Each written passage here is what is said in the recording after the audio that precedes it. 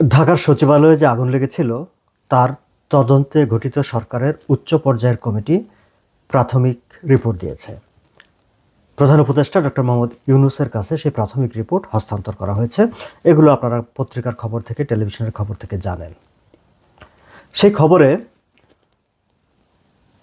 প্রাথমিক তদন্ত রিপোর্টে যেই সব ফাইন্ডিংসের কথা বলা হয়েছে, সেই ফাইন্ডিংসগুলো আমার কাছে খুব ইন্টারেস্টিং মনে হয়েছে এবং মনে হয়েছে যে এই বিষয় নিয়ে ছোট্ট দুই একটি প্রশ্ন তোলার সুযোগ আছে। আমি সেই প্রশ্নগুলো আমার ভাবনাগুলো আপনাদের সঙ্গে শেয়ার করার জন্য ছোট্ট এই ভিডিওটি করছি।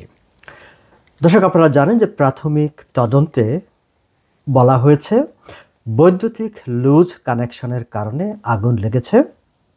কোনো নাশকতার প্রমাণ পাওয়া যায়নি, কোনো বিস্ফোরক ব্যবহারের প্রমাণ পাওয়া যায়নি, কোনো ব্যক্তির সম্পৃক্ততাও খুঁজে পাওয়া যায়নি। এত গেল পরে প্রাথমিক ফাইন্ডিংসে যেসব তথ্যপত্রের কথা রিপোর্টে বলা হয়েছে বা সাংবাদিকদের তদন্ত কমিটির পক্ষ থেকে যেগুলো জানানো হয়েছে। কিন্তু সবচাইতে উল্লেখযোগ্য যে বিষয়টি, সেটি হচ্ছে এক প্রশ্নের জবাবে স্বরাষ্ট্র সচিব জানিয়েছেন কোনো ফাইল পড়ে নেই। এই জায়গাটি আমার কাছে খুব গুরুত্বপূর্ণ এবং ইম্পর্ট্যান্ট মনে হয়েছে। দর্শক, আপনাদের নিশ্চয় মনে আছে যে সচিবালয়ে যখন মধ্যরাতে আগুন লাগে, আগুন লাগার ঠিক পরপরই, এমনকি আগুন নিভে যাওয়ারও আগে, ফায়ার ব্রিগেড আগুন সম্পূর্ণ নিয়ন্ত্রণে আনার আগে থেকে এই আগুন নিয়ে সরকারের কোনো উপদেষ্টা, বিশেষ করে আসিফ মাহমুদ, সজীব ভুঁইয়া এবং আরও ছাত্র সমন্বয়করা, অন্যান্য পলিটিশিয়ানরা বিভিন্ন মহল থেকে বক্তব্য দেওয়া হয়েছে। তারপরেও লাগাতার বক্তব্য এসেছে এই আগুন নিয়ে এবং প্রত্যেকটি বক্তব্যে এই আগুনের জন্যে দায়ী করা হয়েছে বিগত সরকারকে, বিগত সরকারের প্রেতাত্মাদের, বিগত সরকারের সঙ্গে সংশ্লিষ্ট যারা আছে তারা ষড়যন্ত্রমূলকভাবে আগুন লাগিয়ে দিয়েছে সচিবালয়ে, এমন কথা বলা হয়েছে। আবার সবচাইতে গুরুত্বপূর্ণ যেই অভিযোগটি সেই সময় আনা হয়েছিল যে দুর্নীতির প্রমাণপত্র, ক্ষমতাচ্যুত আওয়ামী লীগ সরকারের বিরুদ্ধে যেসব দুর্নীতির প্রমাণ আছে সেই সব প্রমাণ মুছে ফেলার জন্য আগুন ধরিয়ে দেওয়া হয়েছে। উপদেষ্টা সজীব তো বলেই ফেলেছেন যে তার মন্ত্রণালয়ে মোটা অঙ্কের অর্থের দুর্নীতির প্রমাণ তারা অলমোস্ট পেয়ে গিয়েছিলেন, সেই নথিপত্রগুলি পুড়িয়ে ফেলা হয়েছে। কিন্তু এখন সরকারের গঠিত তদন্ত কমিটি বলছে কোনো নথি পুড়েনি। সরকারের গঠিত তদন্ত কমিটি বলছে কোনো ব্যক্তির সম্পৃক্ততা নেই, এটি নিতান্তই লুজ কানেকশন থেকে আগুনের সূত্রপাত হয়েছে। প্রধান উপদেষ্টার তথ্য সচিব শফিকুল আলম তিনিও আবার সাংবাদিকদের বলেছেন যে তার কাছে নাকি দুটি ভাইটাল ভিডিও আছে। একটি ভিডিওতে আগুন কিভাবে লেগেছে তার ক্লু আছে, কিভাবে লুজ কানেকশন থেকে আগুনটি এসেছে তার ভিডিও নাকি পাওয়া গেছে। আমরা কিন্তু এর আগে শুনেছিলাম যে ওখানকার যে এই সিসি ক্যামেরা সেগুলো নাকি আগুনে পুড়ে ছারখার হয়ে গেছে। আমাদের সাংবাদিকরা পত্রপত্রিকায় এই ধরনের খবর আমাদেরকে দিয়েছিলেন। একবার দিয়েছেন যে সব সিসি ক্যামেরা আছে, ভিডিও পাওয়া গেছে। আবার কোনো পত্রিকা আবার বলেছেন যে একেবারে সব পুরো ছাই হয়ে গেছে। আমাদের পত্রিকাগুলো, মিডিয়াগুলো একের পর এক কনফ্লিক্টিং, পরস্পর বিরোধী এবং বিভ্রান্তিকর খবর তারাও দিয়েছেন এবং অনেক একেবারে থ্রিলার কাহিনীর মতো নানা কল্পকাহিনী আমরা আমাদের পত্রিকায় পড়েছি। সেখানে কি যেন গান পাউডার ছড়িয়ে দিয়ে আগুন লাগানো হয়েছে। এমনকি যেদিন অগ্নিকাণ্ডের পরপরই একজন নৌবাহিনীর ঊর্ধ্বতন একজন কর্মকর্তা সেখানে টেলিভিশনে ইন্টারভিউ দিয়েছেন এবং তিনি খুবই কনফিডেন্টলি সেখানে বলেছেন যে তিনি নিজে দেখেছেন, সব ঘুরে ফিরে দেখে তার কাছে মনে হয়েছে যে এটি কোনো দুর্ঘটনা হতেই পারে না, এটি নাশকতা। একজন ডিসিপ্লিনড আর্মড ফোর্সেসের লোক তার নিজের একটা ধারণার কথা এইভাবে মিডিয়াতে তিনি কিভাবে বলেন। যদিও আইএসপিআর পরবর্তীতে বলেছে যে এটি তারই নিজস্ব কথা, ব্যক্তিগত মতামত, এটি কোনো সরকারি ভাষ্য নয়। কিন্তু একজন ডিসিপ্লিনড আর্মড ফোর্সেসের অফিসিয়াল এইভাবে মিডিয়াতে তার ব্যক্তিগত মতামত এই ধরনের একটি অগ্নিকাণ্ডের স্পর্শকাতর ঘটনায় দিতে পারেন কিনা, সেই প্রশ্নগুলো আমাদের মনে জেগেছে, বাট এই প্রশ্নগুলো করার এখন কোথাও কোনো সুযোগ নেই। যাই হোক, আমার প্রশ্ন হচ্ছে সরকারিভাবে এখন যেহেতু বলা হচ্ছে যে এটি নিতান্ত একটা লুজ কানেকশনের, বাই দ্য ওয়ে শফিক আরও একটি কথা বলেছেন যে দুটি ভিডিওর কথা বলেছেন। সেটি একটি হচ্ছে যে আগুন কিভাবে লেগেছে সেই আগুনের সূত্রপাতের একটি ভিডিও তার কাছে আছে, সেটি তারা রিলিজ করতে পারেন হয়তোবা। আরেকটি, সেখানে একটি কুকুরকে নিয়ে অনেক কথাবার্তা হয়েছে রিপোর্টে। কুকুর কিভাবে আটতলায় মারা গেল সেটি নিয়েও নাকি কুকুরের মৃত্যু দৃশ্যের ভিডিও শফিক সাহেবের কাছে আছে, সেটিও কোনো এক সময় হয়তো ওনারা রিলিজ করবেন। যাই হোক, আমি খুশি যে এটি নাশকতা নয়, কারণ সচিবালয়ের মতো সরকারের প্রশাসনের একটি প্রাণকেন্দ্র, সেখানে যদি নাশকতামূলক কোনো ঘটনা ঘটে থাকে, কোনো দেশদ্রোহী রাষ্ট্রদ্রোহী কোনো ক্রিমিনাল সেখানে গিয়ে এই ধরনের ঘটনা ঘটে থাকে, সেটা আমাদের রাষ্ট্র হিসাবে, সরকার পরিচালনার জন্য কিংবা নাগরিক হিসাবে আমাদের জন্য এটা অত্যন্ত চিন্তার বিষয়, উদ্বেগের বিষয়। সেদিক থেকে তদন্ত কমিটি আমাদেরকে চিন্তামুক্ত করেছে, উদ্বেগমুক্ত করেছে যে অন্তত প্রশাসনের প্রাণ কেন্দ্রে কোনো নাশকতামূলক ঘটনা ঘটেনি, কোনো ব্যক্তি সেখানে যায়নি। এটি নিতান্তই একটি দুর্ঘটনা। সেই তথ্য আমাদেরকে আমরা একটু খুবই রিল্যাক্স ফিল করেছি। কিন্তু যে প্রশ্নটি আমাদের মনে জেগেছে সেটি হচ্ছে যে আমরা কোন বক্তব্যটাকে বিশ্বাস করব। সরকারের উপদেষ্টা তিনি শপথ গ্রহণ করে উপদেষ্টা হিসেবে দায়িত্ব পালন করছেন। তিনি যখন কথা বলেন আমরা ধরেই নিই যে তিনি তথ্য উপাত্তের ভিত্তিতে তিনি কথা বলছেন। আর যদি তিনি না করে থাকেন তাহলে তিনি মিথ্যা বক্তব্যের দায়ে অভিযুক্ত হবেন, শপথ ভঙ্গের অভিযুক্ত হবেন, কারণ তিনি একটি বিশেষ গোষ্ঠীর প্রতি আঙ্গুল তুলেছেন এবং তার শপথ হচ্ছে তিনি রাগ অনুরাগের বশবর্তী হয়ে কারোর বিরুদ্ধে কোনো কথা বলবেন না, কোনো ব্যবস্থা নেবেন না। কিন্তু তিনি তার প্রতিপক্ষ যাদেরকে তারা ক্ষমতাচ্যুত করে ক্ষমতায় এসেছেন, শপথ গ্রহণ করা উপদেষ্টা, তার বিরুদ্ধে একটি অভিযোগ তুলেছেন, যেটি এখন সরকারের গঠিত তদন্ত কমিটি বলছে যে সেই অভিযোগটি ভিত্তিহীন, কারণ তাদের এখানে কোনো সম্পৃক্ততা নেই। তাহলে তিনি যে অভিযোগটি তুলেছিলেন, কিংবা রুহুল কবির রিজভী বিএনপির সিনিয়র যুগ্ম মহাসচিব তিনি পাবলিকলি যে অভিযোগগুলি তুলেছিলেন, কিংবা অন্য যারা এই অভিযোগগুলি তুলেছিলেন, তারা কি তাদের সে আগের বক্তব্য প্রত্যাহার করবেন? জাতিকে বিভ্রান্তিকর, ভুল এবং মিথ্যা তথ্য দেওয়ার জন্য তারা কি জাতির কাছে ক্ষমা চাইবেন? আমি জানি না। আমি তো মনে করি যে তাদের ক্ষমা চাওয়া উচিত, তাদের আগের বক্তব্য ব্যাখ্যা দেওয়া উচিত যে তারা কেন এই ধরনের without any facts, without any findings তারা এই ধরনের বক্তব্য জাতির কাছে সামনে কেন উপস্থাপন করলেন। সেই জন্য তো তাদের একটা ব্যাখ্যা দেওয়া উচিত। আমি অন্তত তাদের কাছে সেই ব্যাখ্যা দাবি করি।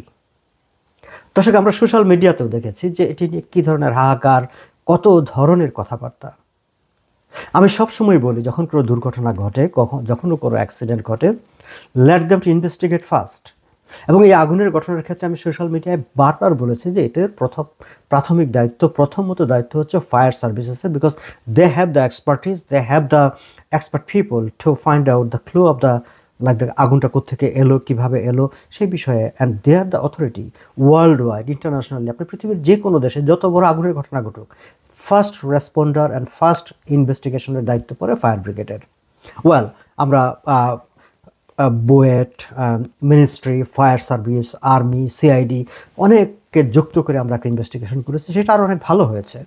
এবং সবাই মিলে আমরা একটা কনক্লুশনে এসেছি যে না, এটা কোনো নাশকতা না, কোনো ব্যক্তি না, এবং কোনো ফাইলও পড়ে নেই। তাহলে আমরা এই যে আগের যে বক্তব্যগুলি বললাম তার কি হবে?